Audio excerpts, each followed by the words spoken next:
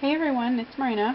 I'm here to show you the other journal that I made. It's a fairy themed one, just like the other one, only this one I wanted to be more earthy and kind of an authentic feeling one versus the colorful and bright one. So I used the paper collections from the Paper Studio, Tattered and Torn. So this is what I used for the cover and some of the inside. And then this part right here was actually from Holtz Ideology French Industrial Paper Collection. So I took some of the paper out and I started stamping all over it. I was stamping everywhere. So all these are my stamps, and this Holtz stamp, and this is a stamp that I got from Irene. Hi Irene, hi Anna. And then this one, a lot of these actually I got from Irene, and I tried to make some of them kind of dim in the background. This had a couple of designs on it, but they were like background designs, and I got these ones from Yvonne, the archivist ones, and yeah, okay, so these straps, these ones don't come off, but these ones do, and they are Holtz hardware. I forgot what it's called, but I used that. It's a die cut, and I cut it out, and I used the vinyl that I got from Lori. She's on YouTube. She's Lori, just a girl from the Bay, and she sent me some vinyl to use, and I thought it would be cool if I used it on the cover, because I actually never die cut any vinyl before, so I think I was a little intimidated by it, but it's really not that bad. So also for the cover, I layered up 2 medium weight chipboard pieces because I wanted the journal to be kind of not heavy, but thick and like super solid, and this thing is not going to bend, not without a huge fight. So I used, okay, so I'm going to go ahead and take these off. So for this part right here is Holtz grunge paper, and I layered the vinyl, part of the vinyl over the top here because the grunge paper had torn.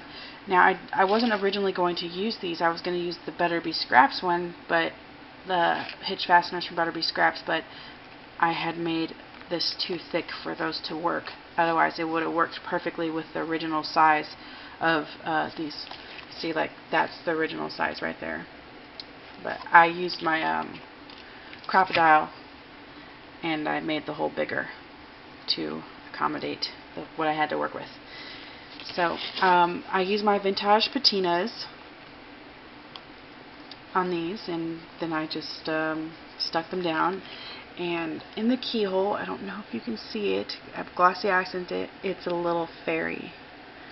So I glued that in the back. And then I have some book corners here. Oh yeah, okay. So when I stamped on these, I tore them up, and then I distressed them, and then I burned the edges, and then I distressed them again. Then I glued it on. And this is another page from the Tattered and Torn collection. But I'll go ahead and show you guys the inside. Oh, hold on. So that's the spine. And this is the back. I used what is it?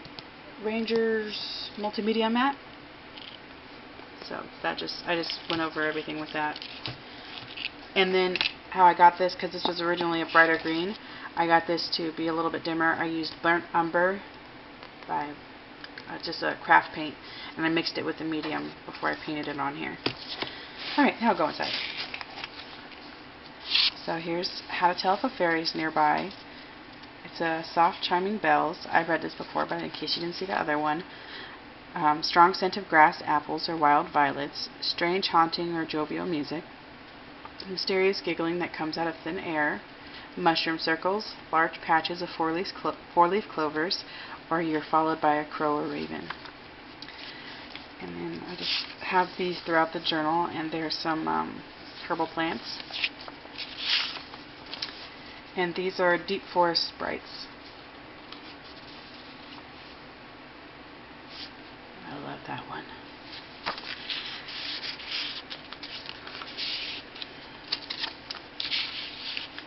Okay, so these, I have a lot of these throughout the book, those images like that, and I think it's Arthur something's Field Guide, Spiderwick Chronicle type. I forgot what it's called, but I use a lot of his images in the book. And then I just looked up some herbal studies, some insect studies, and some botanical studies. And I have images, so I could get images such as this one right here. And I distress the edges of all the pages with the Tim Holtz Distresser, and then I use some distress ink around the edges. And these I use my wax seal kit with, and I sealed it down. So, flip this over a little bit. There we go.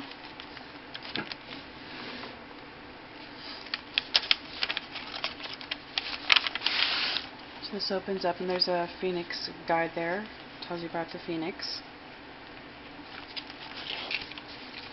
And then I think every 6 pages I just sewed the edges by hand, because I don't have a sewing machine, and I used to sew everything by hand anyway. I used to make these creepy little teddy bears.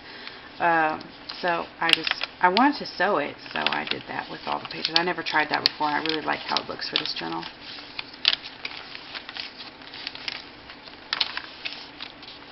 There's a freshwater Nixie. And you can actually read these. It's really cool. And then I have 3 of these. Sorry guys, it's my cat. She was locked in the room and I let her out, and she's burning some energy. So I put some charms at the end of all of them. There's 3 of them in the book. And there's 4 signatures. Yeah, there's 4 signatures, and I used a pamphlet stitch, and I actually did it on a piece of lightweight chipboard, and I put a piece of this paper over the top of it, and then I glued it down with some E6000 so you can't see it on the spine, unless you're looking in the book. And then over here,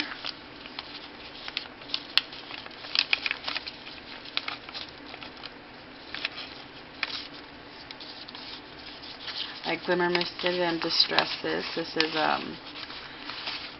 some high elf runes. I thought that's really cool. It has how to pronounce them and what it means. I need to make another one of these just so I can play with it a little bit. That's that one, and I'll tie that back in later. This is a long-tailed wyvern, or wyvern.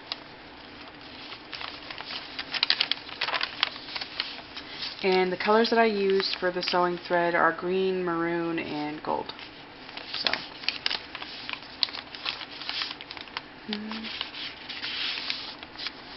here's some herbal studies. Another journal card.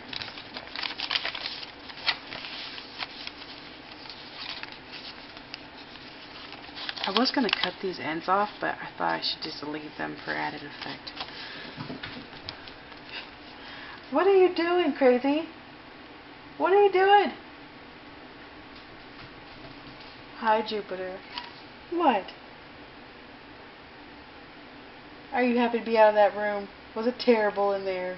You poor cat. She was in the boys' room. Actually, I think she likes to sleep with them. But if we leave her in there all night, she'll pee in there. So we try to make sure she doesn't stay in there. This is a Caribbean mermaid. I love this lobster look. That looks so awesome.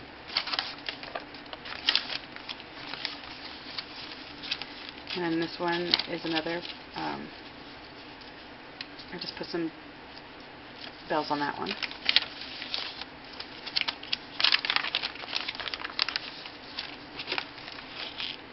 I'll get closer for this image. These are so awesome.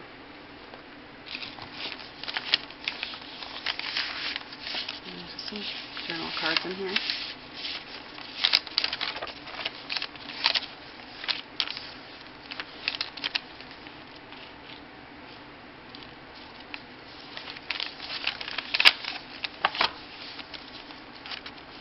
Common House Bogart.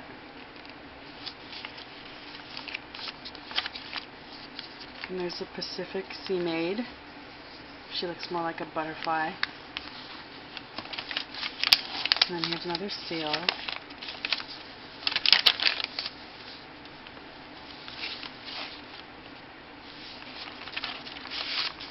And I just put a place to write.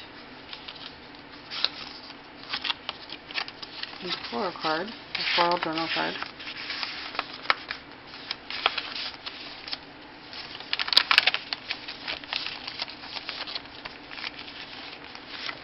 Another journal spot, some herbal cards,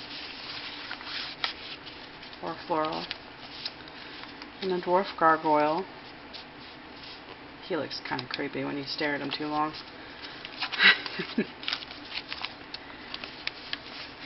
I really like this page. I accidentally tore this page, and I also figured I would sew it,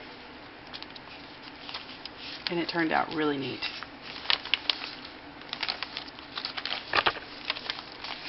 Oh, I left this one sealed, so the recipient can open it. I mean, there's nothing special in there. I just thought it'd be fun if they got to open it. This is a... what is this guy? This guy is an Atlantic Sea King.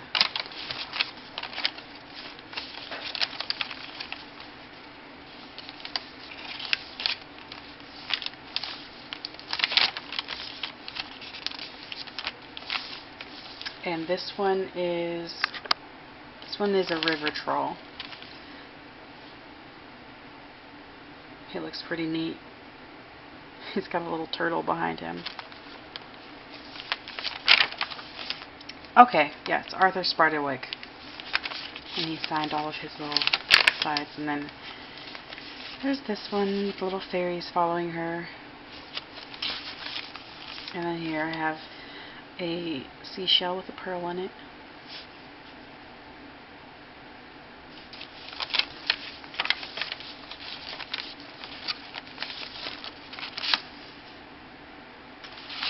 I'm thinking it's belladonna.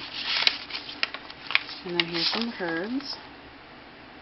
Elder, eucalyptus, rose hips, catnip.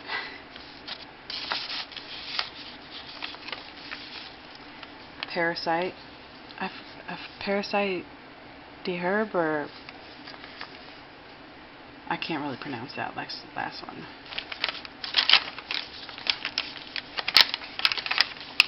And then here's a black fuchsia. He's actually kind of cute. Pretty sure he's not nice though.